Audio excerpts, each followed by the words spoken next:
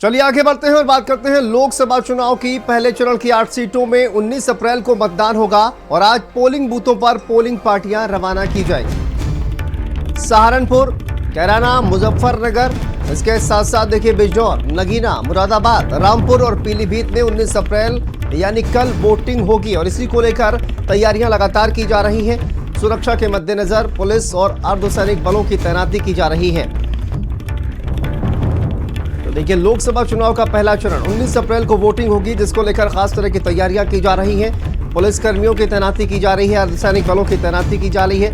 पहले चरण की 8 सीटों पर 19 अप्रैल को मतदान होगा और आज पोलिंग बूथों पर पोलिंग पार्टियां रवाना की जा रही हैं।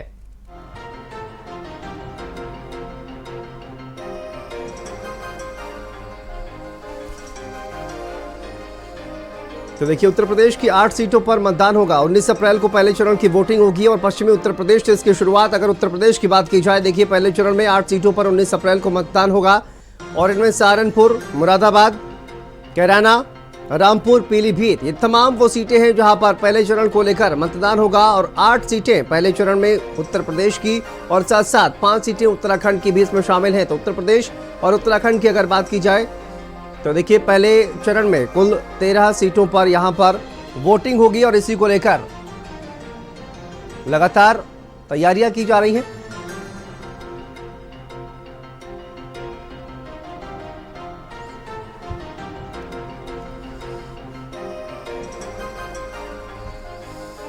तो देखिए लगातार तैयारियां की जा रही हैं। हमारे सहयोगी सीमाब हमारे साथ जुड़ गए हैं, उन्हीं से जानेंगे कि किस तरह की जमीन पर तैयारियां इस वक्त दिखाई दे रही हैं। सीमाब बताइए, किस तरह की तस्वीरें जो है वो सामने आ रही है, राजनीतिक माहौल क्या चल रहा है और किस तरह की तैयारियां चल रही है पहले चरण के चुनाव को लेकर? सीमा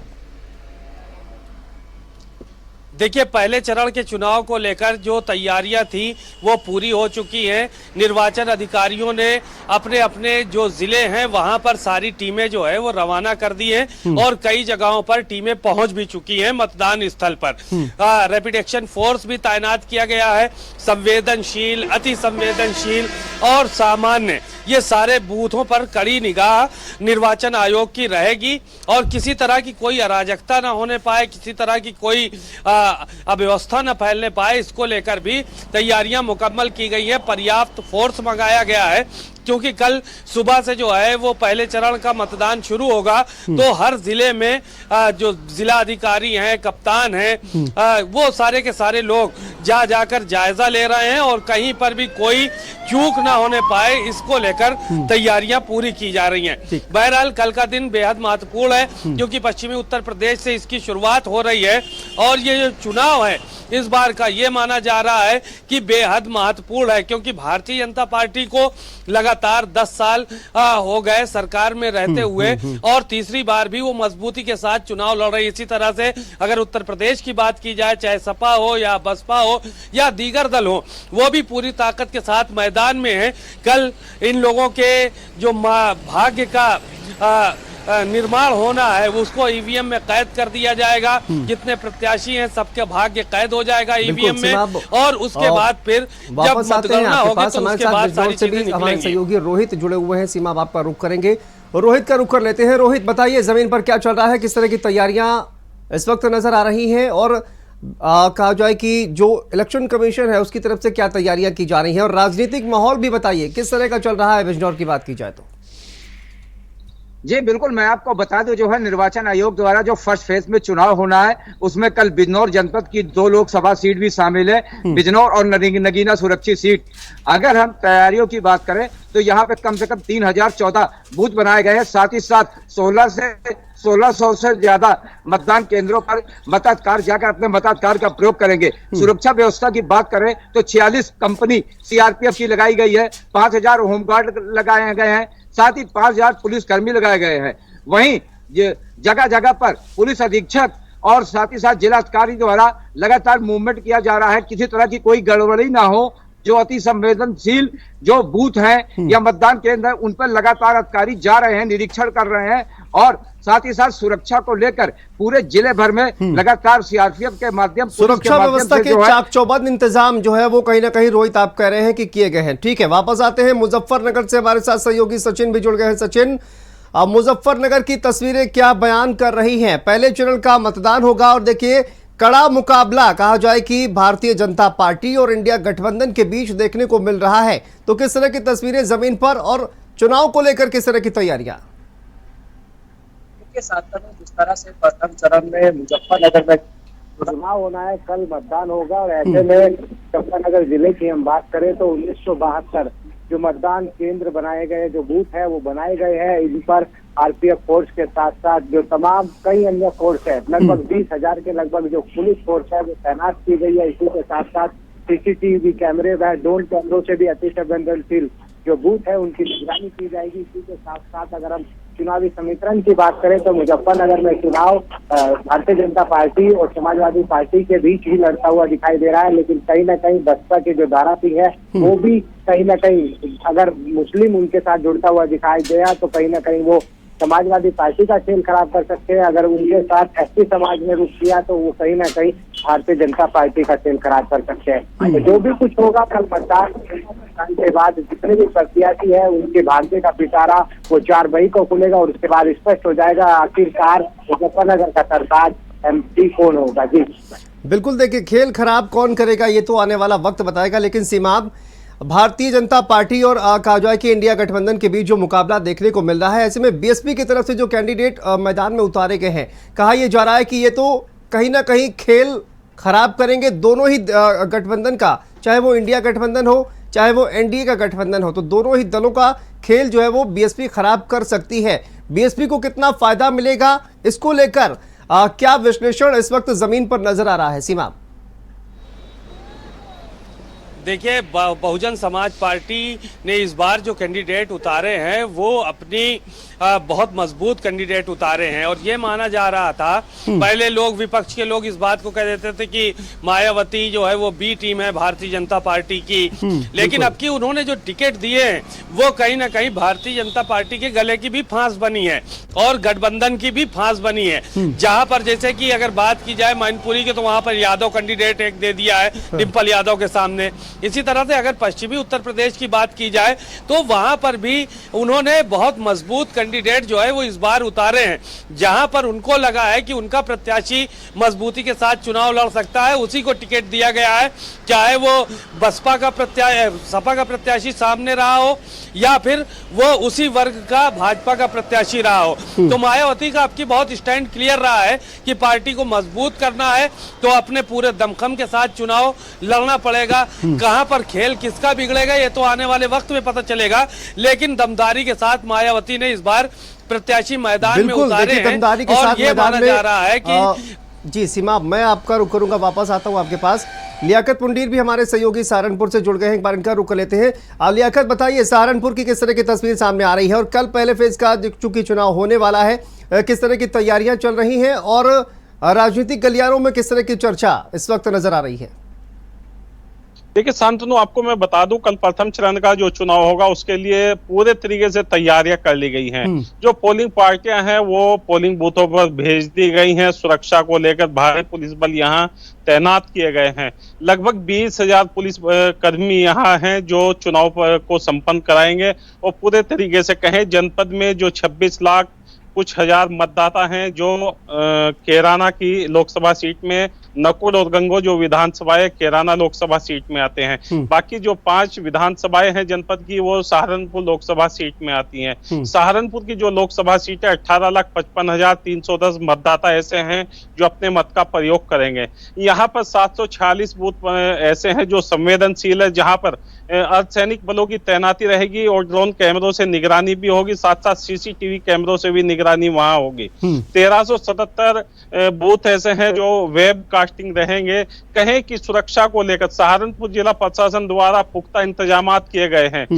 किसी भी तरीके से कहें कि किसी पोलिंग बूथ पर ऐसा नहीं होगा कि वहां जाके कोई धांधलीबाजी या किसी इस तरह की, यानी कि सुरक्षा के पुख्ता इंतजाम। लियाकत, आप ये कह रहे हैं कि सुरक्षा के पुख्ता इंतजाम किए गए हैं। ठीक है, आप बने रहिए हमारे साथ। सीमा, आपका रुख कर लेते हैं। सीमा, आप देखिए पश्चिमी उत्तर प्रदेश की बात की जाए तो पश्चिमी उत्तर प्रदेश में पहले चरण का चुनाव है और ये 8 सीटें पश्चिमी यूपी में बीएसपी का जो वोट बैंक है वो अच्छा खासा माना जाता है। ऐसे में आपने कहा कि कई मजबूत कैंडिडेट जो है वो बीएसपी ने उतारे हैं। कितना बड़ा, पहले फेज की अगर बात की जाए तो कितना बड़ा प्रभाव आप इन कैंडिडेट्स का और ये स्ट्रेटेजी जो बीएसपी की तरफ से अपनाई जा रही है इसका पड़ता हुआ इन चुनावों में देख रहे हैं?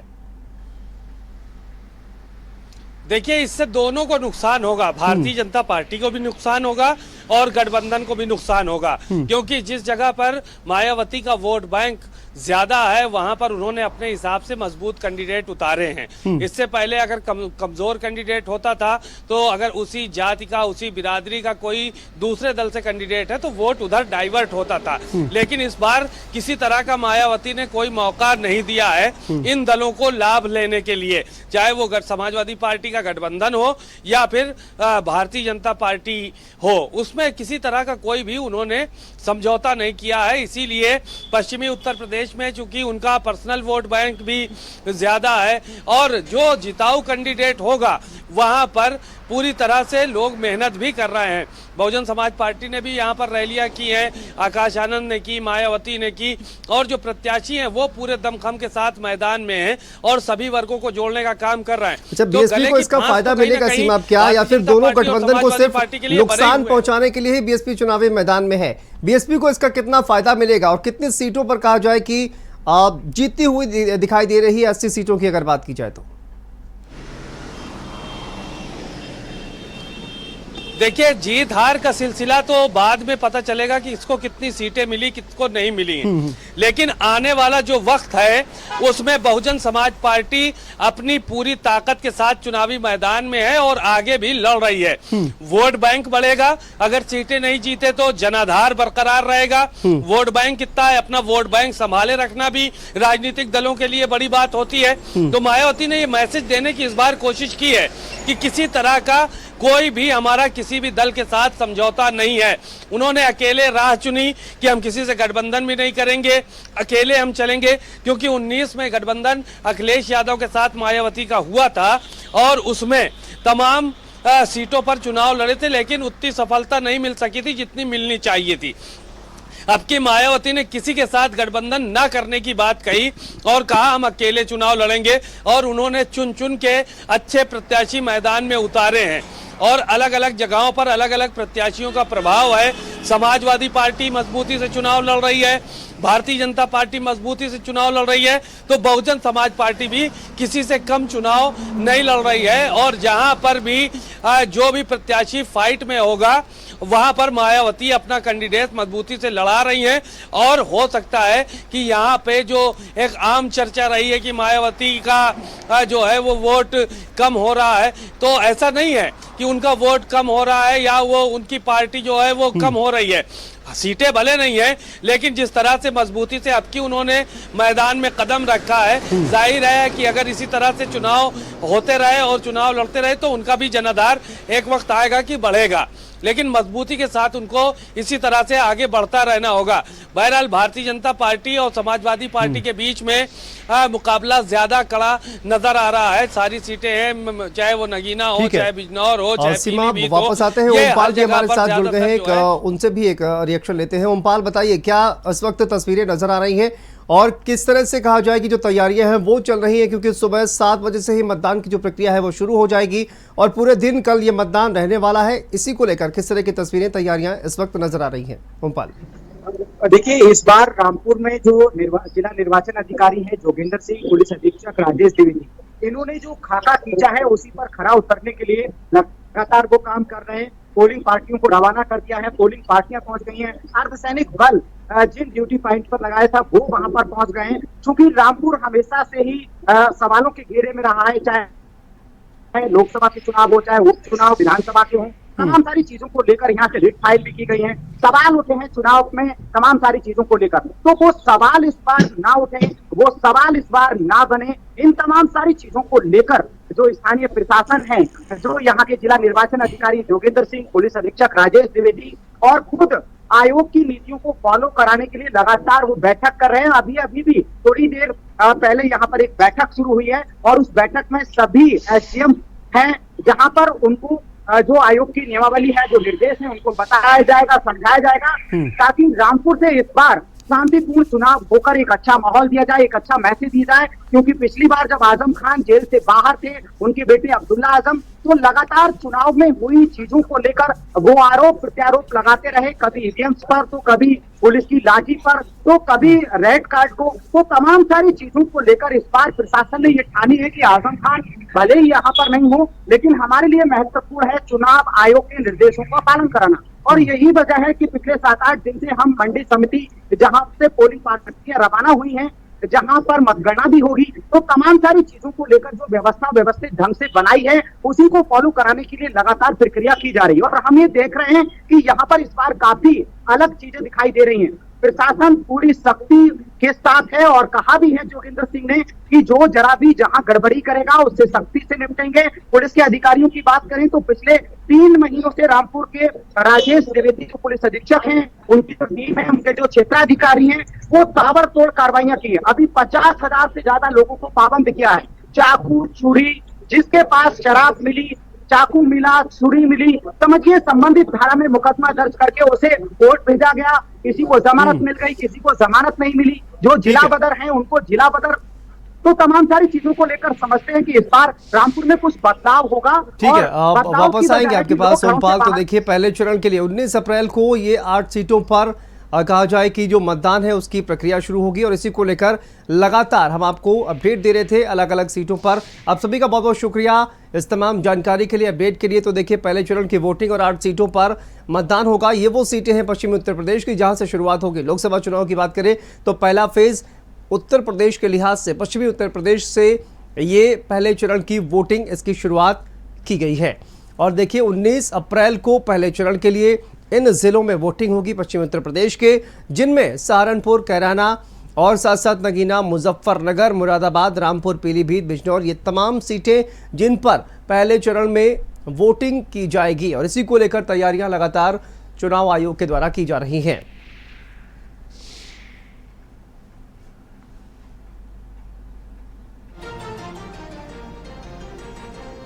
तो देखिए पहला चरण 19 अप्रैल 8 सीटों पर सहारनपुर, कैराना, मुजफ्फरनगर, बिजनौर, नगीना, मुरादाबाद, रामपुर और पीलीभीत, इन 8 सीटों पर पहले चरण के लिए वोटिंग होगी। और इसी को लेकर लगातार चुनाव आयोग के द्वारा तैयारियां की जा रही हैं और पहले चरण को लेकर सुरक्षा व्यवस्था के भी पुख्ता इंतजाम किए गए हैं। और देखिए खासकर चुनाव आयोग और तमाम अधिकारियों ने ये सुनिश्चित इस बार किया है कि किसी भी तरह की जो अव्यवस्था है और किसी भी तरह का जो चुनाव में व्यवधान है वो ना पड़ने पाए। और इसी को लेकर पूरी तरह से चाक चौबंद व्यवस्था भी की जा रही है।